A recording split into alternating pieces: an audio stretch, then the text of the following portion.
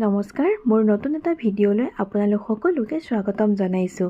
আজি হৈছে লক্ষী পূজা আৰু লক্ষী মাক প্ৰতিষ্ঠা কৰিবৰ বাবে মই এখন বিৰাট ডেকৰেশ্যন কৰি ল'লোঁ আৰু আমি যিখিনি জেগাত পূজা পাতিম সেইখিনিও অলপমান ডেকৰেশ্যন কৰি ল'লোঁ। তাৰপিছত মায়ে আনফালে বনাই আছে লক্ষী মাৰ কাৰণে শেৱালি ফুলৰ মালা। আৰু মই লাগি গ'লোঁ আনফালে ৰংগোলী বনোৱাত।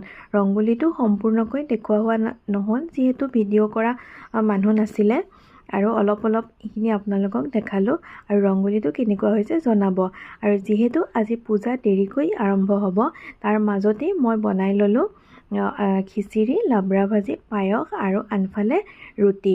তাৰপাছত ৰেডি হৈ আহিলোঁ মায়ে বনাই দিয়া কাপোৰযোৰ পিন্ধি পূজা কৰিবলৈ। মই সেইখিনি অলপমান ঠিক কৰি দিলোঁ আৰু বাকীখিনি তাৰপিছত মায়ে পূজাৰ কাম আৰম্ভ কৰিলে।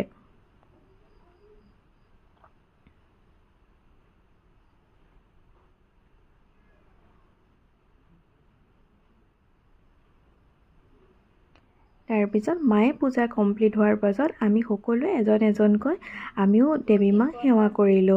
লক্ষী মাৰ সেৱা কৰাৰ পাছত মায়ে লক্ষী পাঁচালি পঢ়া আৰম্ভ কৰিলে।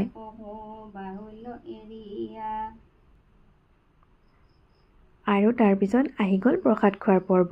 আমি সকলোৱে প্ৰসাদ খালোঁ আৰু তাৰপাছত আজি লক্ষী পূজাৰ উপলক্ষে যিখিনি বনাইছিলোঁ সেয়া আমি সকলোৱে খালোঁ।